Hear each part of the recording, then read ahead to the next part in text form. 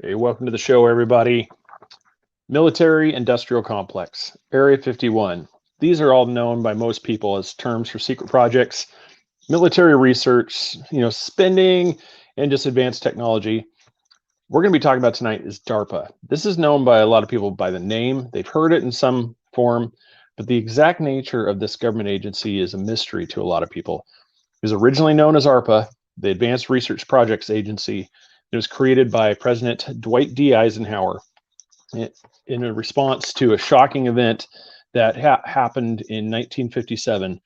DARPA operates under the mission statement to make pivotal investments in breakthrough technologies for national security. Bryan M. Bowden and Tom Kardos join us again as we delve into this deep global military tech race.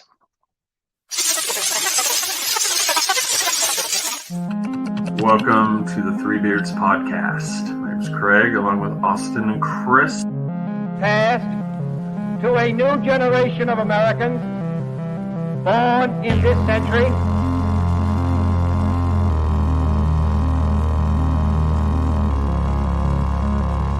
Let me out.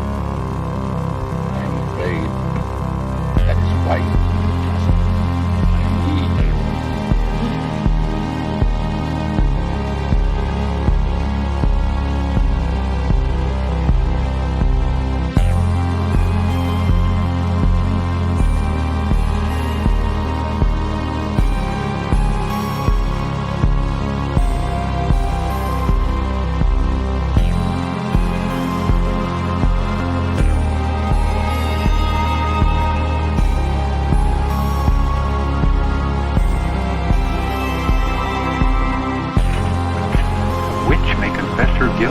Then live to send the innocent to their death?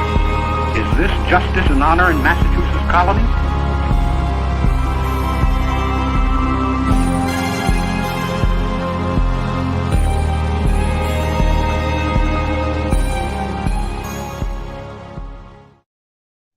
All right. Well, here we're just going to break the announcement right now for everybody that would look over to me. There's somebody who's missing a little part of something here. Yep. The beard is gone. Yep, I had to go. So, Austin, we'll let you explain what is going on with that beard real quick. I had to go. I'm going to school to be a volunteer firefighter. I started January 5th with my last show. Up until June, I'll be back until I start school again. So I had to shave it off, prepare for it. So hopefully I can keep the goatee until I get to fire school. As of right now, it's probably everything's got to go. So I'm just so he might be baby faced here, and next week. Show we'll see. Yeah, so we'll see here. So all right, so at this time, let's bring on Tom Kardos and Bryan M. Bowden, to the show. Gentlemen, welcome back. Thank you. What's going on? Oh How man, are you guys doing? North Carolina Cryptid and Paranormal Project is Tom Kardos' baby, and then Bryan M. Bowden is a man who I mean, we're talking, you have the definition of irons in the fire. I mean, good God. I mean, you just started filming another project. I mean, between the podcast you do, the shows you do, this new one you're filming on Travel Channel. It's going to be for Travel Channel, Discovery Plus. So everybody be on the lookout for that one. So, and you can follow these guys on, pretty much all social media, between Twitter, Instagram. I don't think you guys are on TikTok though. I'm on TikTok. Oh, Brandon. Okay, so you are. I'm on everything. TikTok. I'm on Snapchat. So we'll have to follow you. Daughter. Yeah, follow me. They're not really that good on those things just yet, but no, neither are we. We're gonna get Tom trying on it too. We're gonna get Tom on it. Yeah, I'm on TikTok and Snapchat and all that stuff, but I'm not really active on it. It's just my own personal name, so I don't do much. I'm not like these 13-year-olds TikTok, millionaire geniuses that get 20,000 views a minute. So not. Yep. I got to work all day. Sorry. That's what bothered me. My parents always said, "Get off video games. Never gonna make any money." And look where we are now. I mean, it's not fair anymore. Literally, you're playing basketball on a game for an NBA team. I don't understand. Well, it's like this. You look at it. I mean, I was scrolling through Facebook earlier, and here's some guy playing Grand Theft Auto with a. He's got and he's got one of those mods, so he's a skeleton, and he's just running around punching people. And there is almost 1,000 people watching him live, just running around, just going to Santa Monica, Venice Beach, just going around, just punching people, just beating people up as a skeleton. And I'm like, good God. I'm like, how cool must that be to where you just log in and play the games and you just got 1,000 people watching you? Yeah, that's all you got to do. That'd be great, actually. I know. It's like, yeah. I mean, my oldest daughter has more people than I have a couple different shows because we break it into different things.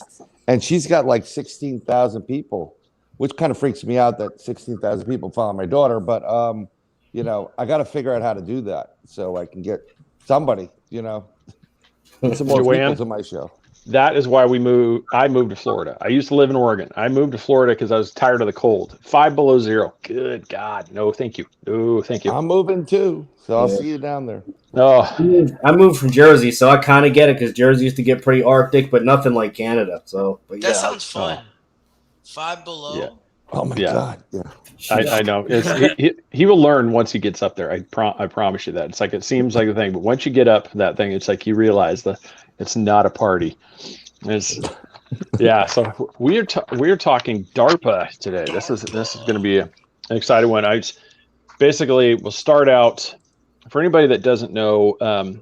What happened is October 4th, 1957. It was when I was looking at the research. They said 7:58 p.m. I don't know if that was Eastern time. I'm not sure what they said. What that timing was from. What they said, but a shockwave went across the U.S. government in the military as the Soviet Union launched Sputnik 1.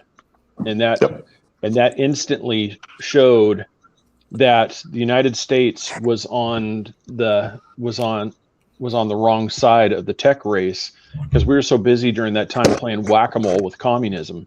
We're going all over the globe striking, we're at Korean War. We got all these things going on, and we're not paying attention to the tech side. And Russia launches this, and it was at that moment that DARPA, which then was called ARPA, was born, because on February 7th, 1958, Dwight D. Eisenhower, commissions this new agency with the Department of Defense.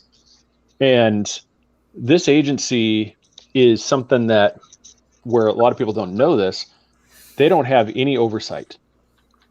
They've got a budget of $3.5 billion. And they can spend it however they want, but that $3.5 billion is the official funding.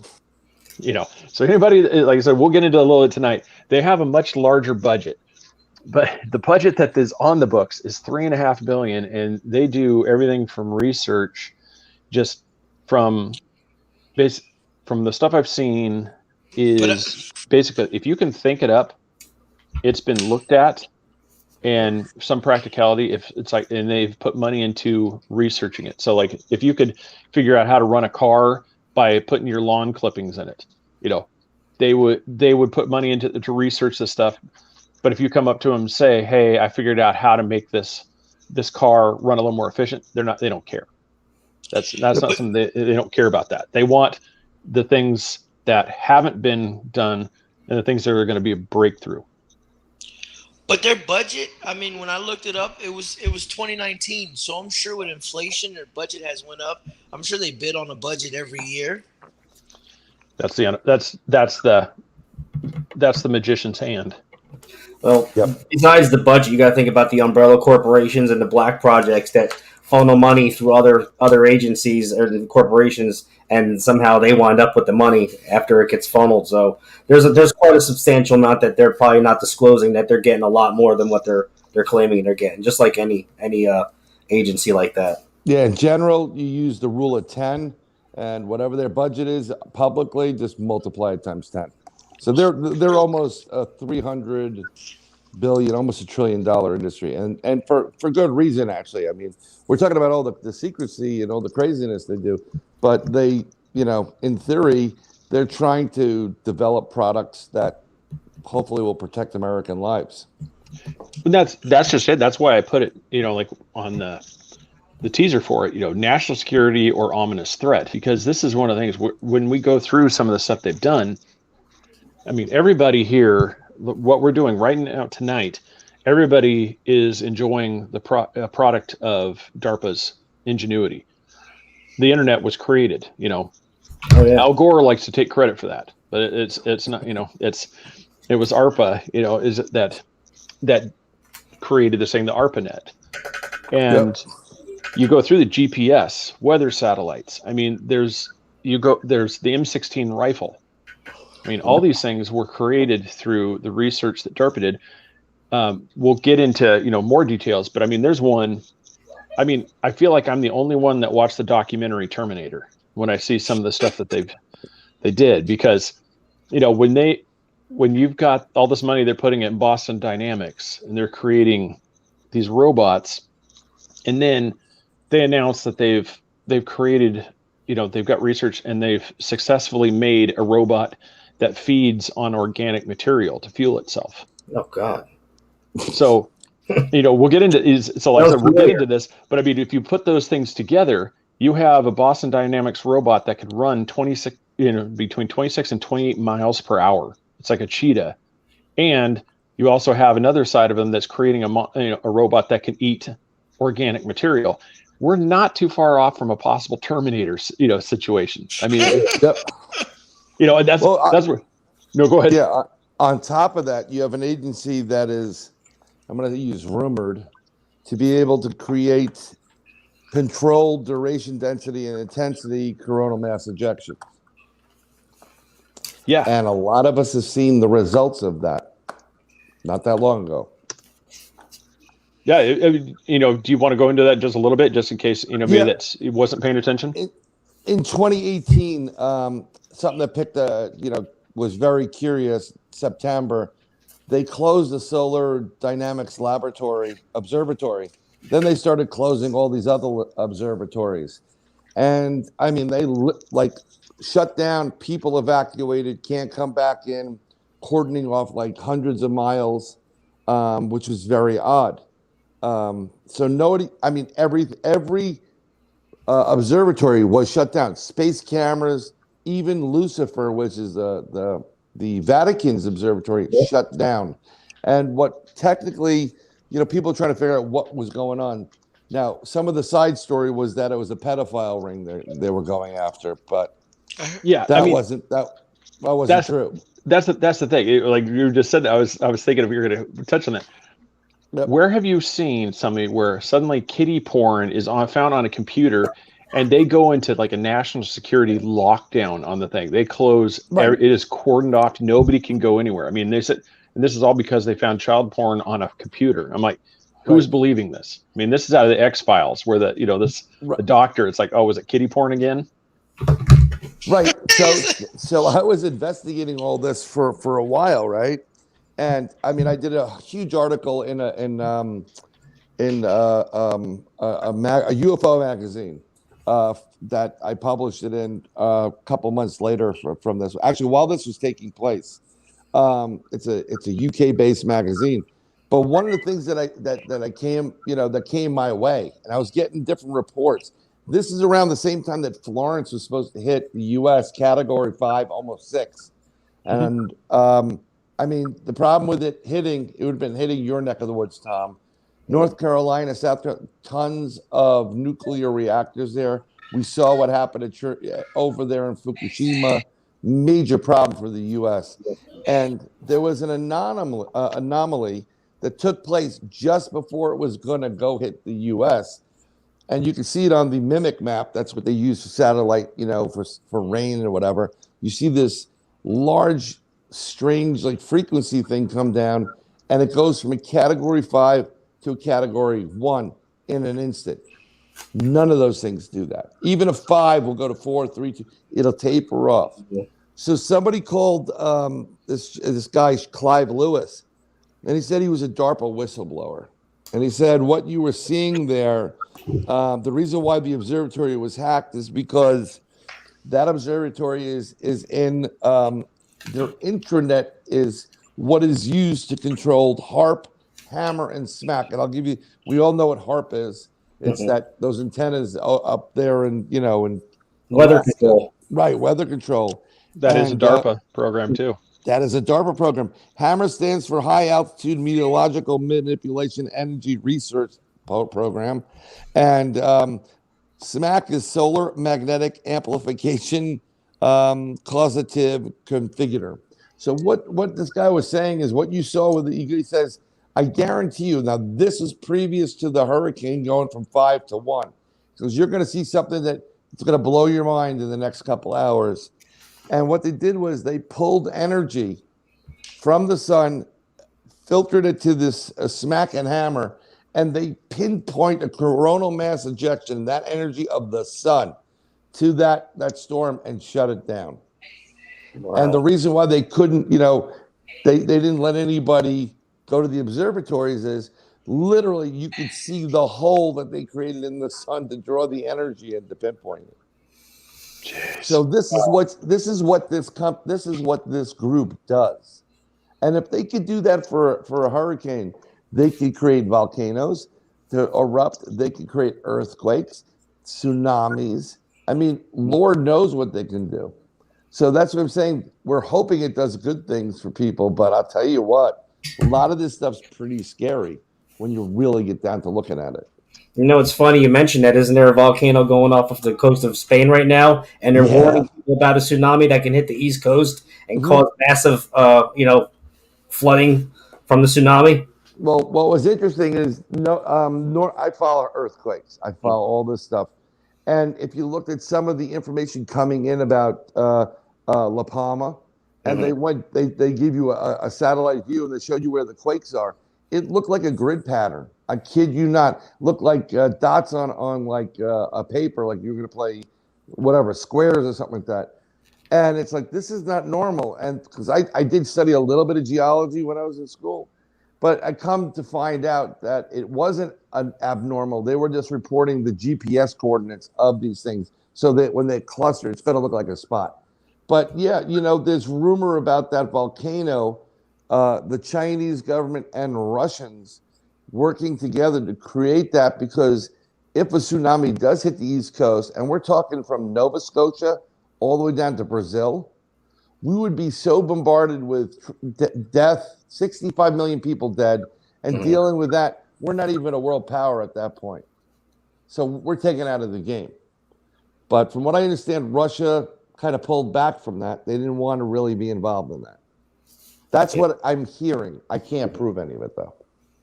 Well, your sources are pretty tangible from what we've told me before. So yeah, I mean, what the problem is? Al gives me, my buddy Al gives me a hard time. Like, oh, you predicted. I said, I give you a guesstimate, and I'm telling people, if you live on the East Coast from Newfoundland to Brazil, you need to have a game plan ready to go and move your family inwards. If what they have in La Palma is the size of Manhattan Island at like 6,000, 7,000 feet, if that hits the water, it's going to generate a tsunami that's anywhere from 100 to 150 feet tall, traveling 500 plus miles an hour. By the time anybody on the East Coast knows that there's a tsunami coming, you're dead. So yeah, because the tsunami barriers, aren't they like about 100 miles offshore from like the East Coast, the buoys? It's really funny. The East Coast, out of all these places, the East Coast buoys, not only are there fewer than any other place, but a lot of them happen to be offline. You Pretty don't interesting, say. Right? Very interesting. So, let's see what HAARP can do about that. Yeah. Sorry.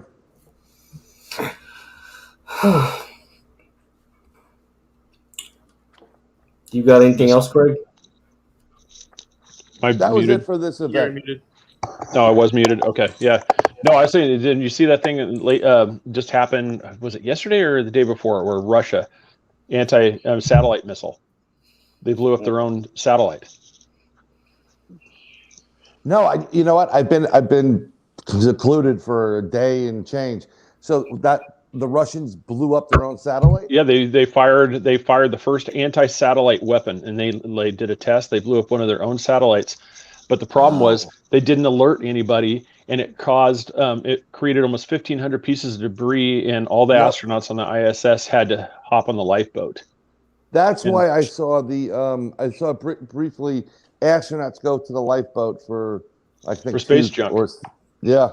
Yeah, and it was Yeah. Russia confirmed that they actually used that it was them, and they blew up their own satellite.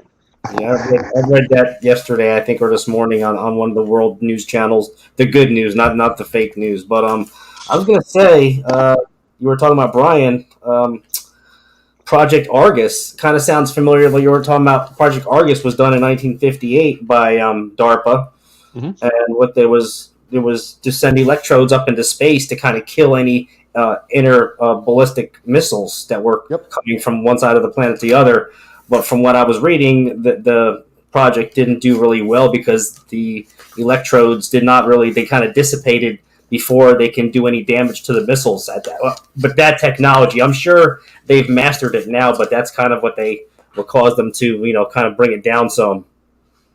Yeah, no, what's very interesting about DARPA and what you were saying about Argus is, it didn't work. That's probably the biggest BS in the planet. That's a way of saying not to look over here. We're going to get rid of the project, and it's going black. Need more funding. Yeah, we need more funding, or we're gonna forget about it.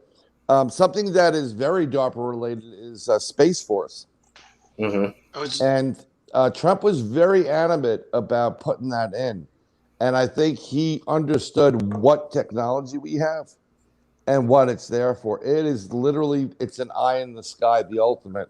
And if you think the Russians, by blowing up their satellite, I'm waiting to see what the Space Force is going to do, because I think it's going to blow people's mind. Well, I think it was, go ahead, Chris. In June 5th, 2016, they started a project, but we didn't hear much about it. Like X-planes, NASA planned. Oh, that's been around for a while. They've been partnered up with NASA. Yeah, this is a super secret program that's been up there, and it's been circling around. And nobody tells you what it's about. They just know that there's a ship up there just circling the globe. It's actually come in and it's gone back out again. Yeah. So is it collecting data or something? You would think. We're gonna go like this. I'm not sure. Yeah. Not sure. How about maybe it's like a flight to move people from Earth to a certain area, maybe. But then again, what do I know? Yeah, that's what I'm thinking. And and what I teased there in the beginning, that program is called Energy Autonomous Tactical Robot, otherwise known as EATR. EATR is what it's called. And these are designed to feed off plants just like animals do, but they even say it also can eat meat if it has to. Oh man, that's just not right. And so what? So if it goes rogue and turn into a cannibal and start eating humans. Well, that's the thing. I mean, it's the problem. It's one of those. As I was reading into it, I could see the practicality of this thing is, especially when combined with like the Boston Dynamics. If you have something like the mules that they've created to carry gear in rough terrain, okay, it starts. You don't exactly have a current bush you can go plug into and recharge this thing. You've got a fuel source. Well, if it can eat the shrubbery as it's walking up the terrain and digest, however their program works, and actually refuel itself, okay, I can see this. But it was like I teased there with the Terminator thing. Chris just said it. At what point does this become such a freaky thing that you're creating something that can eat organic material and survive? Something interesting about this whole thing, not only the organic material, we're talking about artificial intelligence. Mm-hmm. And I think Elon Musk had something, as well as I'm almost positive it was Zuckerberg, the idiot. They created an artificial intelligence and they set it to learn. And then they introduced another artificial intelligence. They had to shut the program down almost immediately because not only did the two artificial intelligence start talking to each other, they created their own language and seemed to be plotting things. So they just shut it down. They pulled the plug on that. Take over the world. That's scary. It was a language that we couldn't decipher. It was an unknown. Yep. It scared the hell out of them because there's no control at that point. See, the problem with artificial intelligence, just like all these cars that drive by themselves or as I like to say, the ones that stop, start, turn on, turn off. It's marriage. You want to know what marriage is? Get one of those cars. That's what it is for everybody. But the problem with that is it's either black or white. There is no gray area there. They never get it right on these models. And it's really dangerous. I would never trust those things. Well, and you get, because you get the stuff from science fiction, whether it's Star Wars, whether it's some of the Star Trek, you get the android. Hey, Chris, move your mic. Whose mic is that? I think it's Chris's. Mine. Yeah, that's all you could hear was that noise. When you get like the science fiction aspects of these things, everybody sees this utopia of where you've got these droids that are living hand in hand, and that's what people are after. But you realize, it is more likelihood of a Matrix type scenario where AI takes over. Just because it showed, like you said, they tried it and instantly it started taking off and we lost control. Just like the movie AI. Mm-hmm. Yeah. And iRobot, all that. Well, the problem is, we as human, first of all, anything programmed by a human, not a good thing. It isn't. No, it's just not. Because we have certain, we already have flaws within it. Once these computers or these robots, or whatever, these mechanics realize that, one, they can compute faster than any human, and humans over time have made such dramatically bad mistakes, they're going to target us as if we were a virus itself. That's where I think this is going. There's no ands, ifs, or buts about it, and in any one of these robotic movies or whatever, it always goes wrong. Always. It's never like some utopia, ever.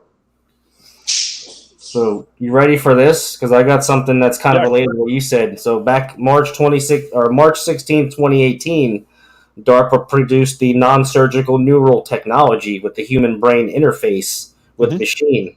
So they're pretty much connecting a human to a machine, making a transhumanism, computer device with a human and a machine, which was pretty much AI. So they can create mind control that way, and use it as mind control as you're using your mind to control a device. So in a way, it's good for technology because you can use it like for an artificial limb connected to your brain modules, and you can make the hand move or your leg move. But in another way, they can also use that as a weapon.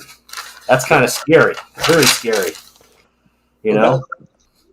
I was just going to say, doesn't it remind you, because you know who's using that technology right now? Elon Musk wants to do that. Yeah, that's what he wants to do. And isn't it convenient that Elon Musk is doing all these innovative things, and everybody, I've always had this something about Elon Musk I don't trust. And if it came out that he worked for DARPA or he was part of DARPA, it would not shock me whatsoever. Oh, no. Well, it's just DARPA created the mouse. DARPA's they research, led to the creation of what we're on here right now, personal computers. So I wouldn't be the least bit surprised if in some way DARPA was involved behind IBM, Intel, Microsoft, these ones. Tesla.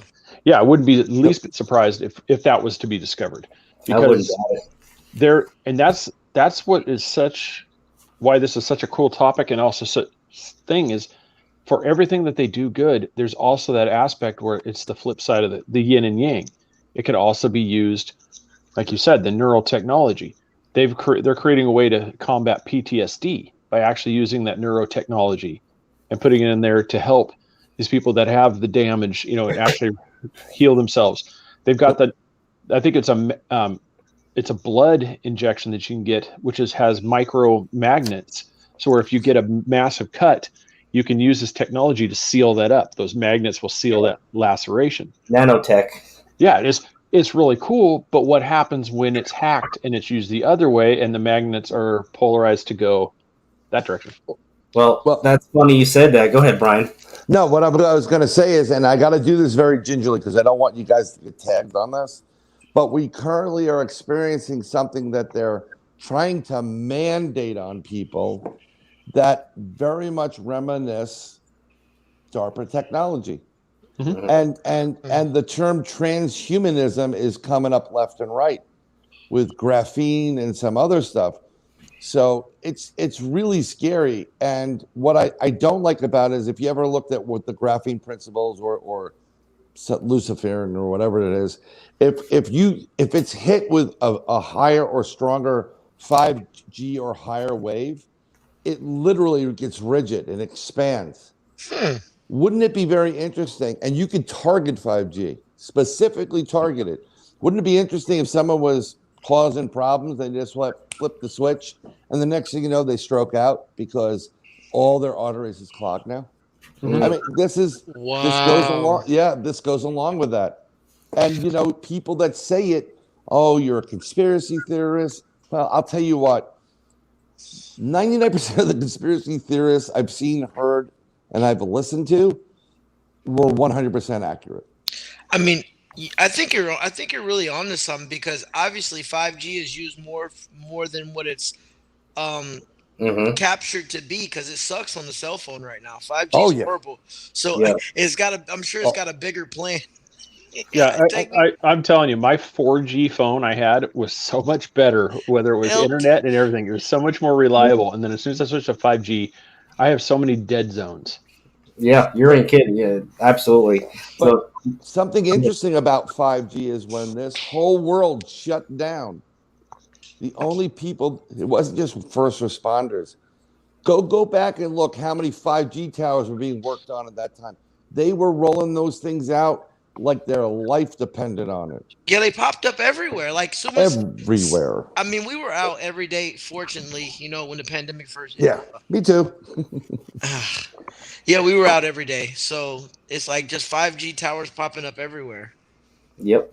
Well, real quick. That's a conspiracy too. It was one of those that really, it morphed itself in the wrong direction, because it was never about that 5G towers created this problem. It's just, the thing is, it's the frequency. What does it do to anatomy? I mean, what is the effect that it has?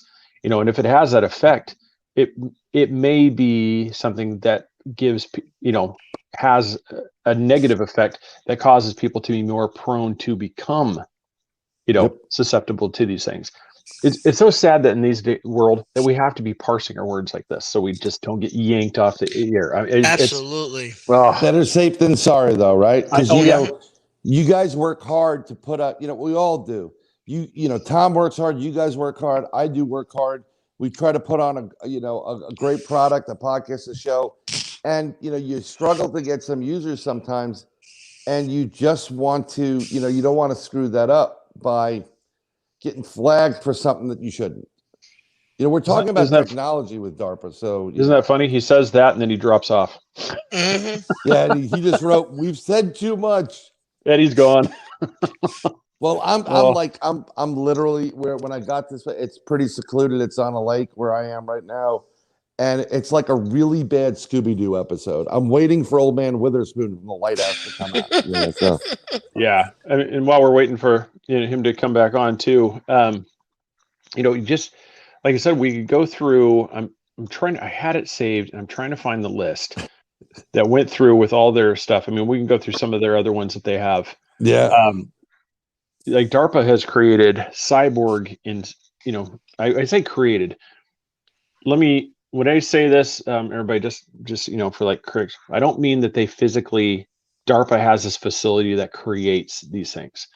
DARPA's main purpose is to fund research.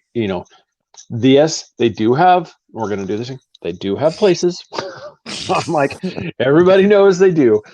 But they don't have these, they don't have these warehouses where they're creating all this stuff and cranking it out. Most of the time is they're green lighting these projects by, doling out the cash to these researchers. So when I say create, it's basically, it's like a movie producer. They didn't create the show, but they're credited for, produced by, so that's how.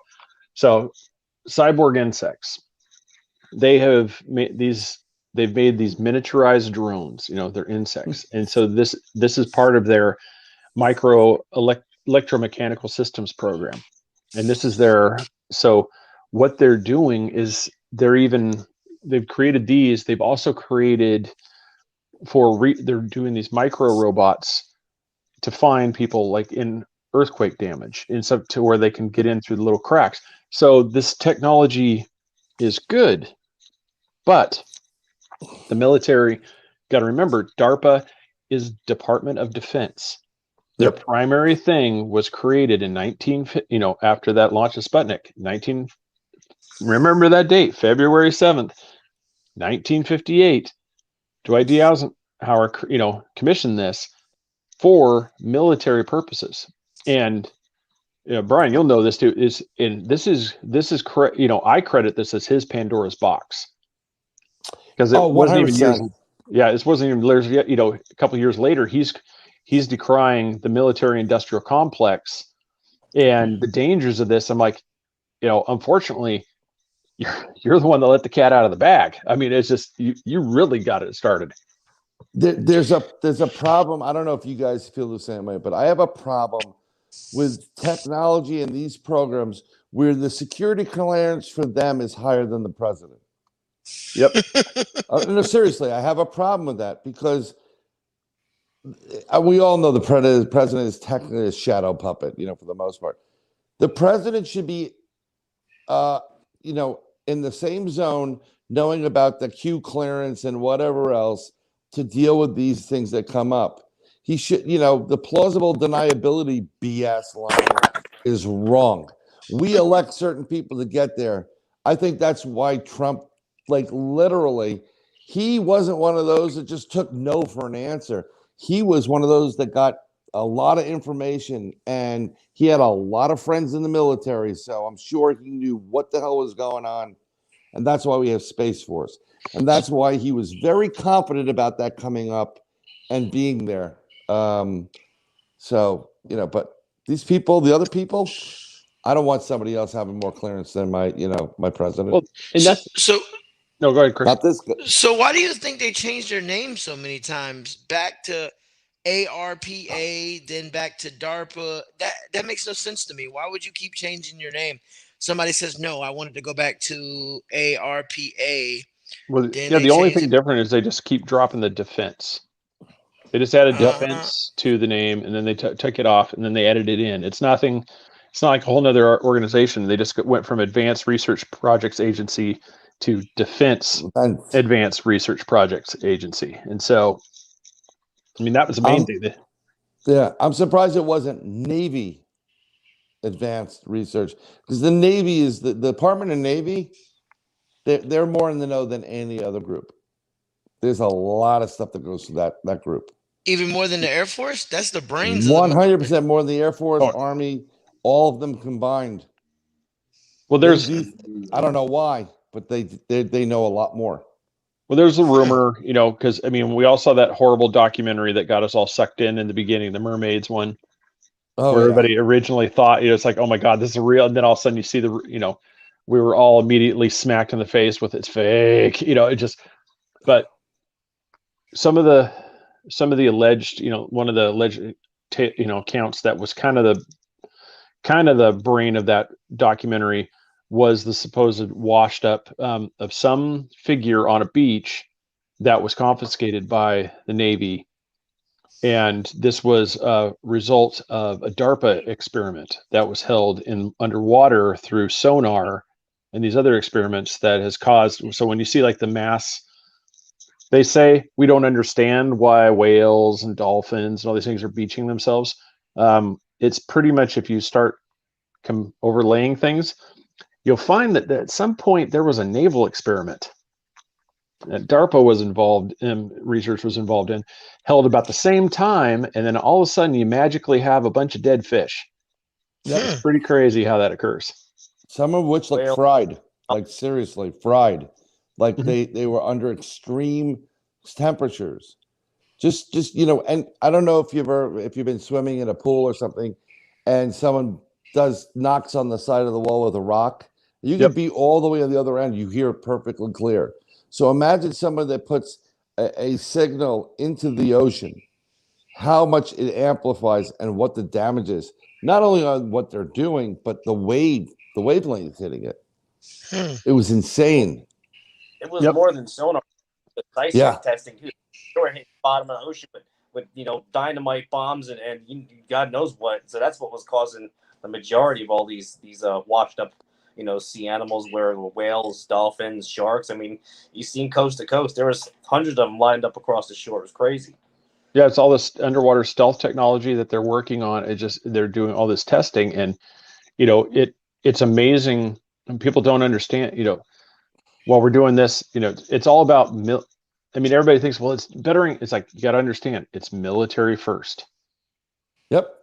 This stuff is the military funding is what pays for all the stuff, and that's their primary aspect that they do. I mean, they came up with the Hellfire missile. I mean, they are about just as much as they do something good.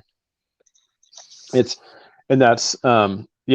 David from Texas, the HARP equipment under the water. I mean, there's they've got you can go through and you can find all of these things. I mean, you guys might know. I mean, it's on the East Coast. There is a DARPA facility that's next to a naval base. I can't remember which naval base that is. I want to say it's either Maryland or Virginia. Yeah, no, I know what you're talking about. I think it's the one in Virginia, and I think it's just off of the Potomac. I think it's by the Potomac. Oh man. I know. I'm drawing a blank. It just popped in my head. I was like, I wasn't talking about it, but I think actually those guys may have the precursor to DARPA, the concept, the idea may initially got lit up when they did the Philadelphia experiment. Yep. And they tried to, and that's when like some of these soldiers, when they came back in, were like in the walls of the ship and the deck.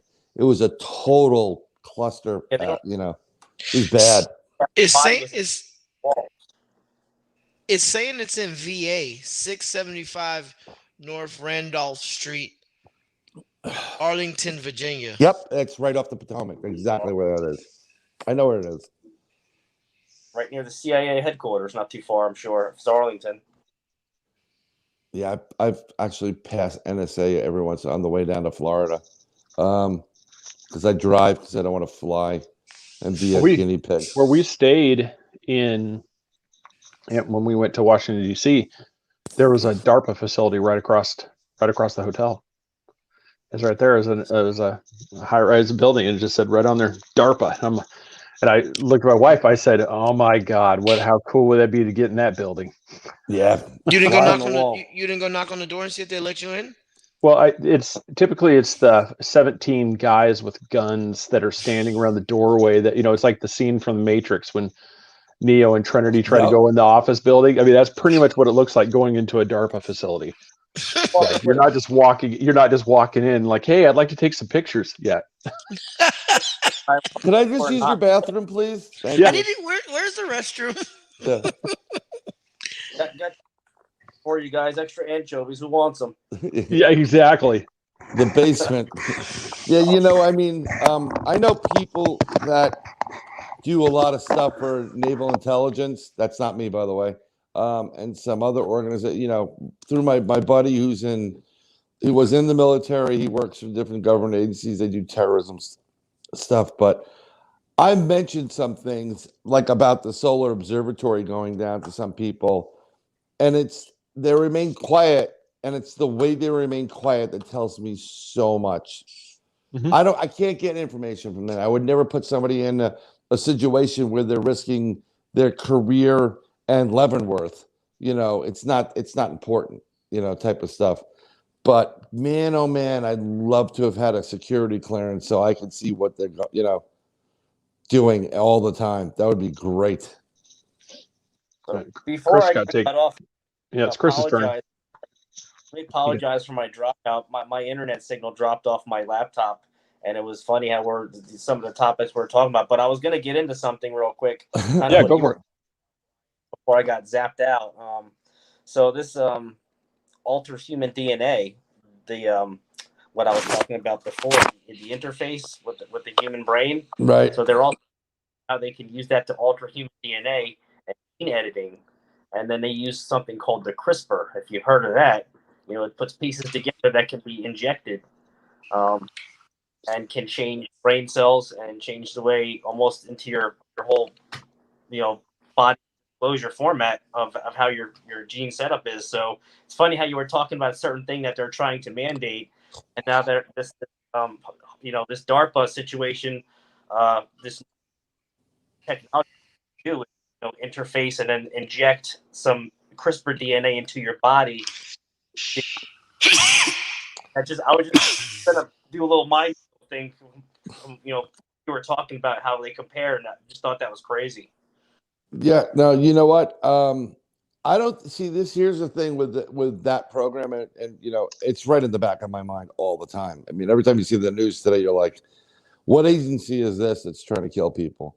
But there's not all the people that work on these government projects let the power go to their head. They actually are trying to do good things with it. Mm-hmm. But there's always, once you absolute power corrupts absolutely, I think it is. When Yep. you are more powerful, knowledgeable than the president of the United States, that's a problem. Well, you wanted to get into that. It's like before we get to there, and that's why I was saying this. I said in the beginning, there's no oversight. This is completely autonomous of any Senate, governmental oversight. They answer to the Department of Defense. That's it. And so it's basically you don't have any control. So as a senator, you can't go and demand DARPA give you all this thing, because it's like that's not their purview. And that's the part that's so scary, is there's no check and balance on what they do, because you can, like I said, they could fund something. I mean, they could honestly have a project like, we want to make some super soldiers that are monkey frogs. And they said, and nobody can stop it. I mean, and speaking of frogs, they have a robot that's made from frog tissue, muscle tissue. Wow. It's able to function for 20 hours and move around. And it's muscle tissue from frogs in this robot. And they have done this. This isn't science fiction. This is a thing that they have created. Right. Also, did you see they teamed up with UCF for cybersecurity research? DARPA's funding a project with UCF. And that's the thing. It's just like recently. Yeah, baby. They throw it all across the board. I mean, they do everything from cybersecurity to they do remote listening. I mean, they have all these different projects out there that, we could go through. I mean, I've got, and Tom brought it up, there's a lot of this neural implants. They have, to treat like the PTSD from soldiers, but they're also working on these aspects of, one of the ones that's really crazy is, see if I can find the name of it, but it has to do with engineering the way that the red blood cells take in oxygen. And the effect is for about like maybe a 5-minute, like hyperventilate thing where you just, breathe fast. You're able to sprint for 15 minutes without taking a breath. Wow. And so with the aspect of like a super soldier, Terminator, whatever it is, I mean, you think about if somebody's chasing you, eventually, there's no way you can escape somebody who can run the 100-meter dash speed for 15 minutes straight. Right. I mean, they're gonna run you down, and that and this is the technology that they're creating. Right. This isn't something the universal translate. I mean, this is stuff that they've created. This isn't stuff that's. Science fiction is becoming science reality through DARPA, which is cool and scary as hell. Right. That super soldier thing is a great idea, for our defense, but it's when they turn that super soldier on the people that created it or support it, American people, citizens, and it can be done very easily. That's the scary part. And when you said about no oversight, I mean, these senators and congressmen, they don't know shit from Shinola. They get on these committees, they allow things to take place that are morally wronged versus, besides, other avenues. It's just, it's crazy what's happening here. And I can appreciate the science side in them developing these things. I mean, a lot of the stuff has come from DARPA, you know, things you use every day. Velcro. It wasn't NASA.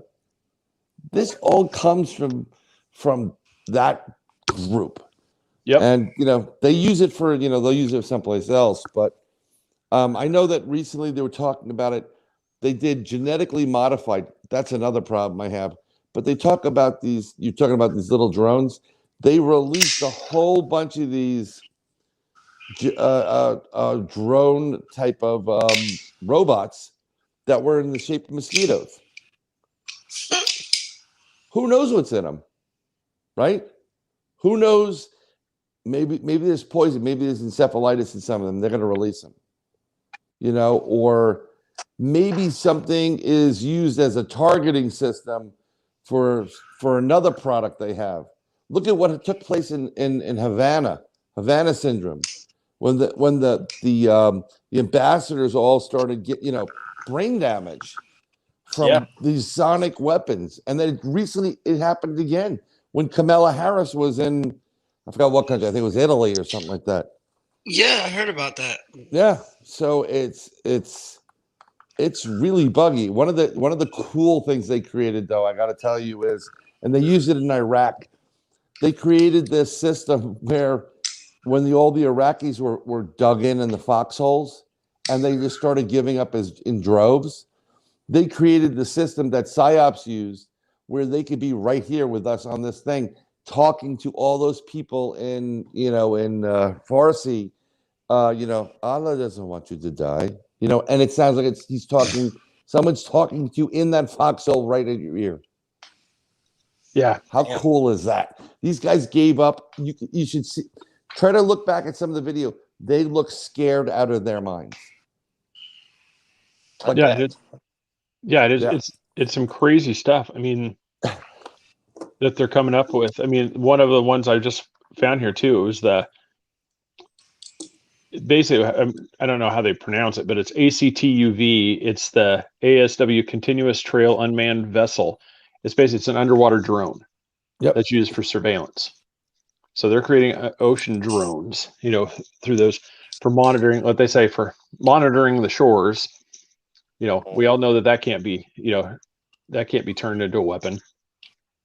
They're working on, with the super soldier, they have the Warrior Web initiative, which is basically like an exoskeleton.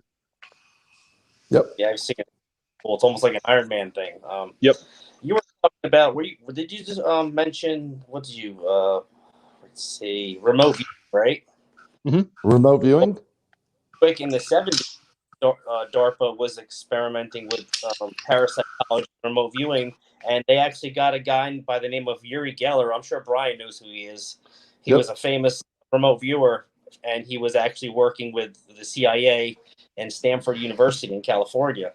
Well, they said he worked with them for a while, and then all of a sudden, DARPA's like, we're not going to do parapsychology anymore. So when they say that, obviously that means they're going to go deeper into it and delve down the whole technology section, go black ops on it. One of the greatest remote viewers ever that definitely worked CIA, NSA. You name the letters. Was Ingo Swann, and he did stuff. I actually know somebody who was like best friends with Ingo, and he misses him terribly, especially now. But he used to tell us stories about him and Ingo, what Ingo was doing, and who he worked for. Incredible stuff. Ingo was the guy through remote viewing. The CIA and NSA brought him into they heard about him.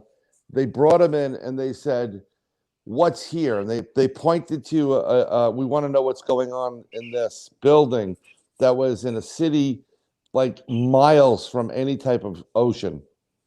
And he remote viewed it, and he said, in that building is a brand new submarine, new technology, and that is like, top of the line on X, Y, and Z, whatever it was.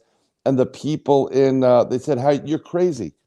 How are they going to get from point A to point B? The water is 10, 20 miles away." He goes, "I'm telling you what I'm seeing in here." And the next thing they know, they watched them build a canal from the building all the way to the water and revealed an attack sub that was far advanced than us. And Engel was like, yeah, give him the finger, like I told you. You know, there's and a they really hated him for it. You know, yeah. He did a lot of stuff also with aliens, and he was one of the few people that knew that the moon base, the moon is a base. It's not real. It's there's things on the moon, and he's traveled to other lands. Wow. It's when you research into him, just to see the stuff that he did. I mean, that was just that it was incredible. I mean, especially like you said, that moon. You know, if you can read the book about that, all the stuff he was doing that's pretty incredible. Yeah, and this was the 70s, and now the 70s and early 80s. Yeah. If you want a PDF from Ingo Swan's collection, I got a couple, so I'll try to forward them to you guys if you want them. Yeah, that'd be great. You can't get it anymore, but I got a bunch of them because I'm actually a member of IRVA, so some people have acquired them for us. Oh, that's awesome. That's yeah. And this is it's not really a freaky thing, but you want to talk about somebody that's capitalized on it. This is a beer company. That's their India Pale Ale. So they basically incorporated ARPA and DARPA into their name on their beer can. That's awesome. I found that during the research, so I was just like, oh, that's pretty cool. Yeah, believe it or not, there's a lot of food companies and beverage companies that are byproducts of this. Don't think it has to be hardwired machinery. It's food, it's clothing, it's everything. You'll be surprised what these people did. You know, it's crazy. You can go to their website. I mean, it's really easy to get this DARPA.mil, you know, and you can go there and it shows they're not this, you know, honestly, they're not super secretive in the fact that they just talk about what they're doing. It's just what we know. It's the stuff. What aren't they telling you? You know, it's like they show all this stuff, but it's these aspects that they have. It's like, well, hey, you know, hey, we just discovered this. Okay, well, hey, you just go on ahead and do it here. You know, we're not going to talk about this and just keep researching. But it's sorry about the. Go ahead, Greg. Go ahead. No, I was just going to say when you just mentioned that, I remember interviewing a guy who's a great UFO author, Derek Tyler. I talk about him all the time because that's how much people really should contact them. And we were talking about technology, and this goes to DARPA. And even Derek said, we are about 150 years ahead of anybody else. So just think about that concept, that whatever you're seeing right now is probably 50 years old compared to what they have. You know, TR-3B, look at that thing. That's real. That's not an alien craft. That's created by DARPA. Oh, 100%. Mm-hmm. You know, so it's incredible. And it makes you wonder, just like, where are we at realistically with AI? Because, you know, if you know that they have this, it's like, what do they have completed that we don't see? You know, from what they're showing us. So I can only imagine what's in the secret vaults of Boston Dynamics that they aren't showing us. Oh my God. That's like going and getting into the Vatican vault. Like, you know, listen, we're going to let you in the Vatican vault and we're going to give you these glasses so you can see and understand every language that there is. Like, what? The glasses alone would be great. But artificial intelligence, kind of like what we have in DC right now. Sorry, I was taking a swipe at people. No, I'll be good. No, you can just go through, you know, as you know, when you go through the site, you can see all these ones. I mean, I'm looking at some of these ones like they're doing, like, you can see the benefits that, especially it has for paralysis. And speaking of paralysis, I can almost guarantee DARPA was behind some of this research. But did you see where they have reversed paralysis in a mouse? I've heard a bit and pieces about it, but I never really went deep into it. Yeah, and they Yeah, and so, I wouldn't be surprised because their neuro thing has been huge, on stuff, and it's that comes into this modern thing. What happens when we incorporate all this technology into us and it's hacked? Or the dystopian thing when it becomes more you're like, well, that group of people coming here, all of a sudden just click, and all of a sudden everybody just turns around and walks the other direction because they suddenly were given you don't have control of your body function.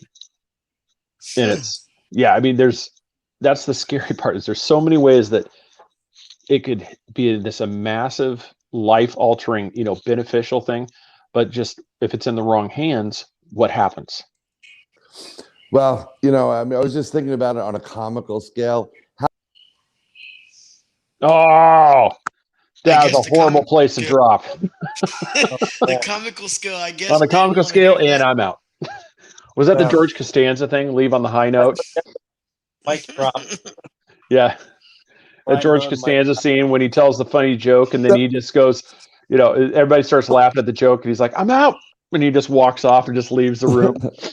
Everybody's been kicked out tonight.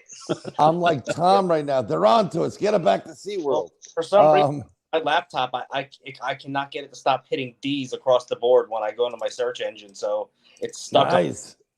DARPA. You got to reboot that. But I was thinking, I have a ton of friends. I think we all have people here, even now, that were like in the cryptid group that's on Facebook, Tom. I mean, if you had the ability to make, you press a button and make your buddy shit his pants or something like that, but bet I'll make you shit your pants. Click, cut it out. Dude, I'm going to do it again. Cut it out. It would be fun. And I'm sure those guys they're playing around with that. Hit them with some infrasound. They'll do the same thing. Yeah. Yeah. No, and you just go, it's pretty, I don't know why I can't find the list. I had it, and that's frustrating me because but one of the coolest things, they launched one of the first weather satellites. Yep. And so it's, as we go through, we're like, I just keep doing the same thing. It's just, honestly, for me, I'm still excited about the stuff they're coming up with, but I'm also still highly leery of also the stuff that they've created, because it's, like the bullets that can shoot around corners. Oh yeah. That's DARPA cool. Created that. It's, it's one of those, the spy tech side alone is, it's stuff right out of James Bond movies. I was just about to say that. Yeah. Technology, they were able to refract and contrast colors of light to make it not be seen on certain color jets for stealth tech. Yep. There's not everybody's really, because it's such a mind, thing when you start talking quantum stuff. But that's one thing that they've put a lot. When you look at their current projects, they have a lot of stuff that deals around with quantum mechanics. Yep. So, the saying, reading the tea leaves, there's something big coming. I've said this before. I said, in relationship to these cryptids that are able to go and disappear, I think I got to be honest. I because of an experience I had, only that I went from Bigfoot being a Gigantopithecus to this is an interdimensional being, has the ability to do it, just like Dogman has the ability to do it. So it's just, the things that these people come up with and, are doing, quantum physics will explain every aspect of it. Matter of fact, I will go so far to say that in our lifetimes, they're going to create a filter that you run on your old videos, and you'll be standing there in the woods looking for Bigfoot, and you'll see him standing right next to you. Because it'll be able to take that field and translate it into what it should be. Oh, hell yeah. And it's going to blow people's mind. Oh, my God, there was a Bigfoot right next to you. I did smell something that day, whatever. It's going to happen. It wasn't just a bunch of branches. It wasn't a blurry image. It really was Bigfoot. What do you know? Yeah, yeah, it was actually there. Yeah, me a beer. Let's go. Here's a couple of the ones. Quantum assisted sensing and readout. quantum effects in biological environments, quantum entanglement science and technology, microscopic quantum communications, and quantum information science and technology. These are some of the ones. What was that? Quantum transportation. It was quantum information science and technology, quantum communication, macroscopic quantum communications. Right. Yeah, quantum assisted sensing and readout, quantum effects in biological environments, and quantum entanglement science and technology. Look at Firm Lab again. We talked about this before. Mm-hmm. And that's look at them and what their mission is: quantum interdimensional transportation, quantum based. I guarantee you got DARPA written all over that crap that's there. Oh, I'm sure. It's and this is God, I've always been trying to like the way to like the layman's term for quantum. Basically, for anybody that's just, if you think you know quantum mechanics, you don't know quantum mechanics at all. Is basically I found it out the hard way. Yeah, it's. Yep. I mean, it's so hard to explain to people. It really is. Just quantum, because it's everything and nothing all at the same time. I mean, it's Schrodinger's box. It's multiverse. We're talking, we talk about fourth dimension, fifth dimension. Now you're talking about 27th dimension, multiverse. I mean, it's insane. Mm-hmm. It's so hard to wrap your head around it. It's crazy. It's unbelievable. Oh, here's one that they're currently working on too. Semantic forensics, Semaphore program. It's developed technologies to automatically detect, attribute, and characterize falsified media to defend against automated disinformation. And that's Sounds a DARPA like attached to the new meta. Mm-hmm. And that's one of those things where, DARPA is also working on a plan to use sensor plants that plan to use plants to gather intelligence information. It aims to control the physiology of plants in order to detect chemical, biological, radiological, and nuclear threats. So basically, biohacking of vegetation. Yep. Yeah, it's as you read it seems it seems like textbook, but when you actually start going through, and like I said, everybody, like if for anybody that's thinking like this stuff is secretive, this is on their website. This is right there. This you can find this on Wikipedia. You can find this on DARPA's website. They talk about it. Did I freeze? Oh, my turn. Up, he's next. He's next. Is it my turn? We all go. For all. That's why I learned. I learned the hard way. I've actually started hardwiring, and if everybody's doing podcasting with StreamYard, do not use a Wi-Fi port. This hardwire that computer. Yeah, and that's the crazy part. I'm hardwired. I need about a foot cord to do that. Yeah. No, mine's like 100 above your head. Yeah, mine's like 100-foot cord that just wraps around the room all the way over to the thing. It's just because I was thinking about doing Wi-Fi. And I'm like, if I have a spotty connection, it's all right. I don't know why they're trying to censor me. It's on your site. I mean, I'm not saying anything I'm not giving up any information than what you printed up here. I mean, if you got a problem with it, scrub Wikipedia. I'm sorry. That's why. Mr. Bowden. That's crazy stuff. This is the other one. It's like it's cool. See what you guys think about this. I found this. It's called upward falling payloads. These are payloads that are stored on the ocean floor that can be activated and retrieved when needed. So you want to talk about You want to talk about no oversight. You sink it to the bottom of the ocean, nobody's getting that, and all you do is just come by, boop, boop, boop, and all of a sudden, just floats right up, and there you go. You just pull it out.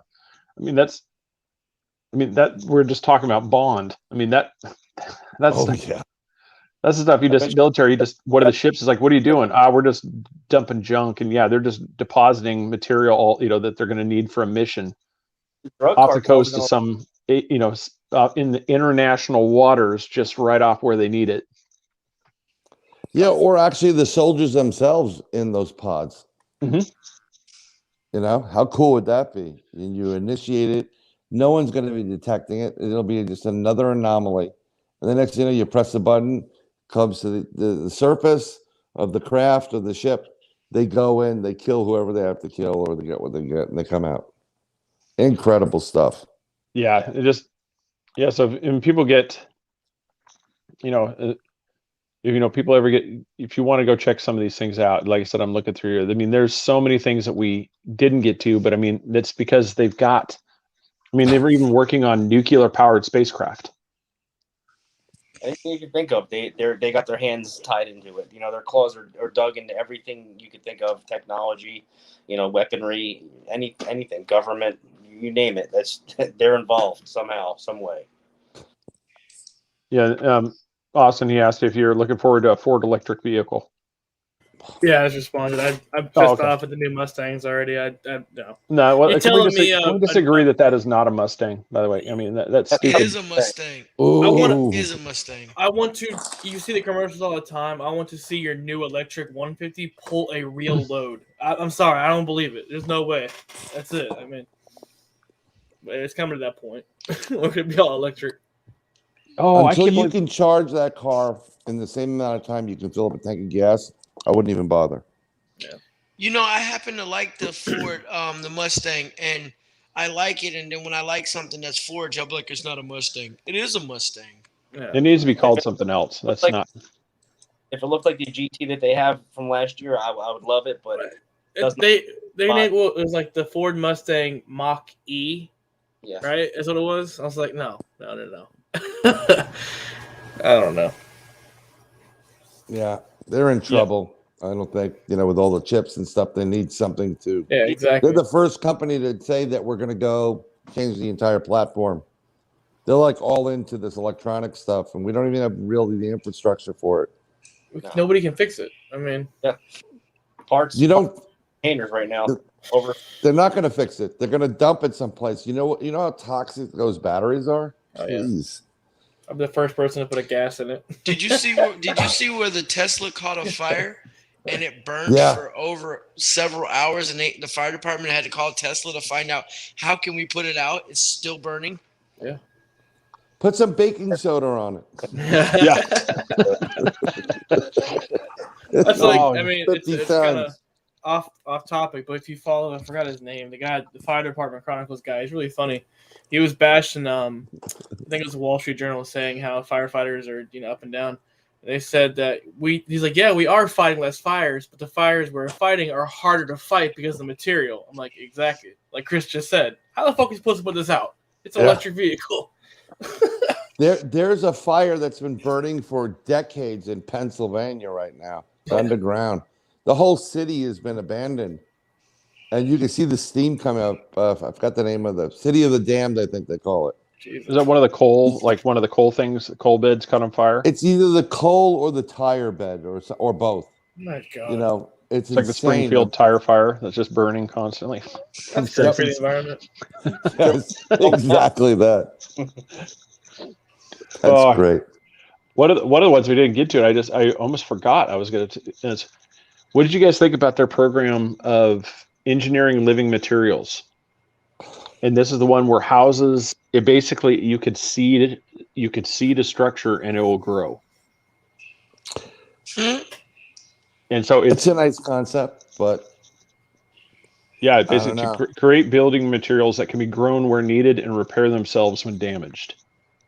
And so you could basically build a house that could repair itself when it's damaged.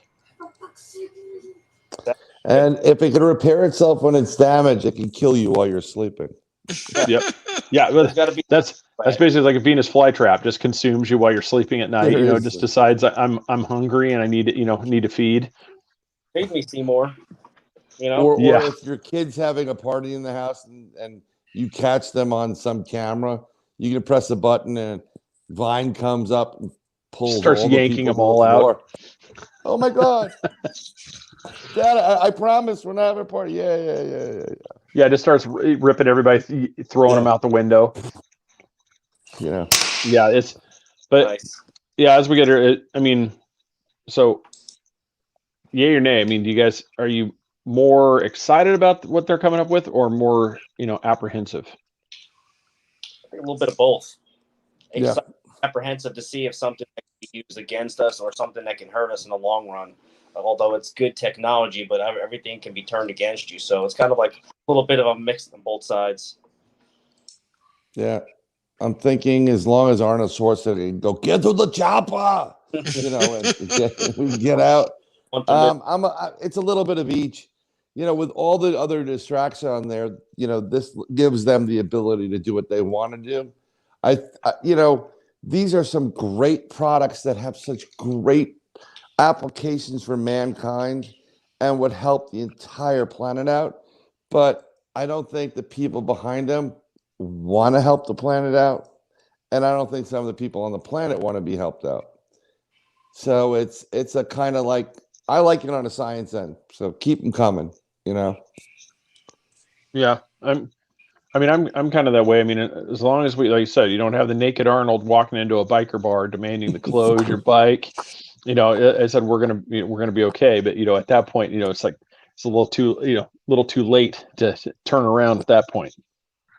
I mean, they're thanks to DARPA, we have Japanese sex dolls. So I mean, how bad could it be?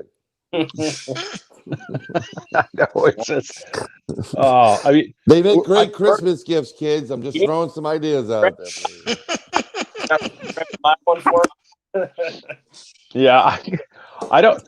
Honestly, it's like, how far? I honestly don't feel we're very far out from where we basically are going to be.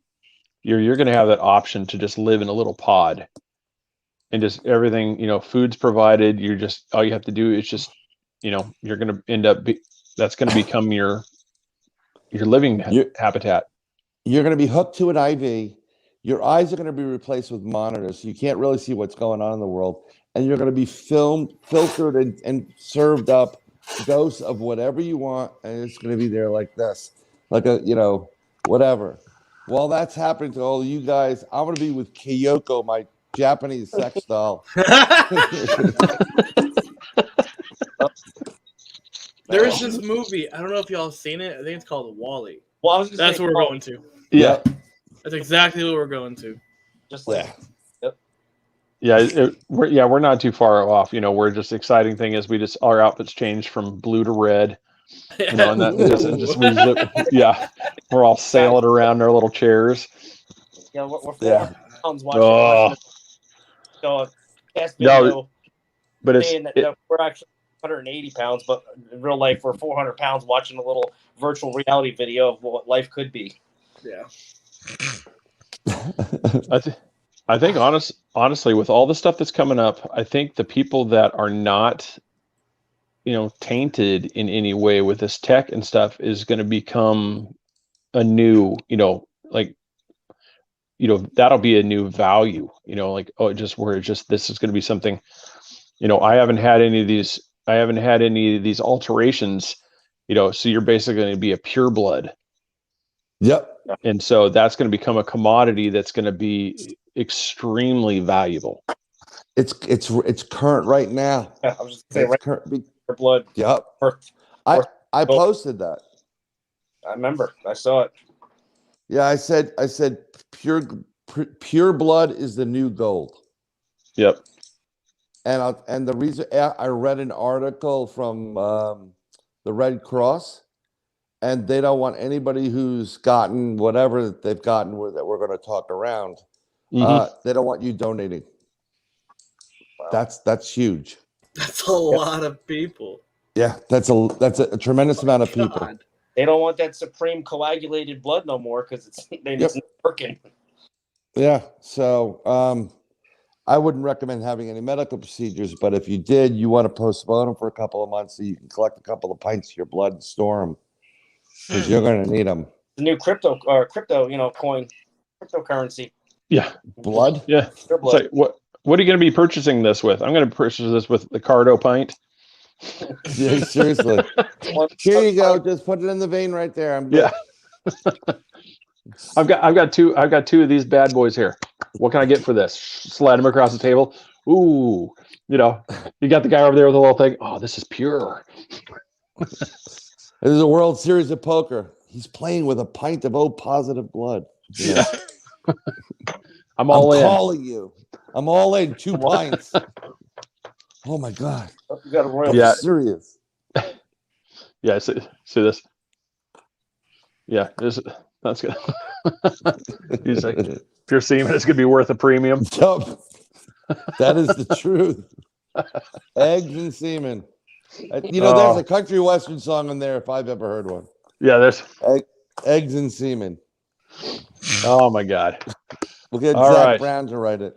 So comes the time of the plug in there. All right, so gentlemen, I'll let whoever wants to go first. I want you guys to plug away, where people can find you the best way, get a hold of you for more information and to support you guys the best, because you're going to do it a lot better than I am.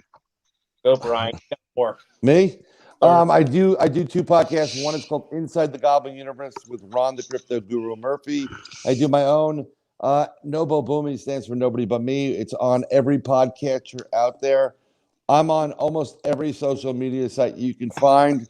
Usually on Facebook more so. I check in and out, post some things and run. I'm also on Telegram. Check that out. When I'm not being banned or kicked off of Facebook, you can send me a PM there if you want. And, it's been a pleasure being on the program again. Yeah, no, we'll definitely have to do this again. We'll find that nice, find another subject, because like I said, these are a lot of fun. I enjoy these. I think it was a great subject. Tom, where are you? North Carolina Cryptid and Paranormal Project. Tom Kardos. I run a group on Facebook with Cryptids and Paranormal. I have a YouTube channel as well. This is Brian's shirt right here. He forgot to mention it. Oh, I'm on a small screen. So, but I just do Facebook. There you go. Believe. I just do Facebook and YouTube. I'm pretty much on all the social media outlets too, as Tom Kardos or Thomas Kardos, whichever one works. But I just I'm out there. Come see me. Well, guys, hey, we really appreciate it. And like I said, it's, everybody, I want to thank everybody for tuning in too, as well. Cause like I said, we had a lot of people commenting stuff, which was fantastic. And I do like that shirt, by the way, too. That is pretty cool. You guys just PM me your sizes and an address I can mail it to, and whatever. Oh, wow. I'm honored. Yeah, well, definitely. Thank you. Yeah, I'll and everybody else, it's $25. There you go. PM Craig as well, yours, and I'll send you out that coin. Yeah, awesome, Chris. Thank you. Yeah, that's cool. Nice. I said we'll get that for you too, because that'll be awesome. Coins. Nice, sweet. Yeah, it's what we'll do is hang with us when we go off air, and he'll show it to you. Cool. Yeah, it's one of those. It's one of those. In today's environment, is not the best thing to show. So that's what I said. It's one of those where you get the nice little pop-up bubbles. This so show just disappears. Yeah. So, all right, everybody. So this episode was brought to you by threebeardspodcast.com. You can check us out there. Click the gear tab, go to the merch part, and you can purchase there, or go to redbubble.com, Three Beards Podcast, and support the show that way, or patreon.com. You can become one of us beardos there and just, support us that way. We appreciate that. We're on all social media. We are on, we're trying to get on TikTok. Same thing. We're up to, get there, because one of those, once we can go live, we can kind of do it simultaneously, which will be pretty cool. So just everybody, YouTube, Facebook, Twitter, Instagram, like, share, follow. Appreciate that. We're rebroadcast on Wednesdays starting at 11-ish on ERRT Radio, courtesy of Ron. He puts us on there. And we're also Thursday nights we're on Patriot Radio, courtesy of J&J Beard Company. It starts at 10 p.m. Eastern as well. So everybody, appreciate you watching. Keep with us. Like I said, go support these guys and tell them thank you. Like I said, go get one of those t-shirts so we can all, get those. That'll be really cool. And so everybody, thanks for watching again. We will be back for another one. Good night.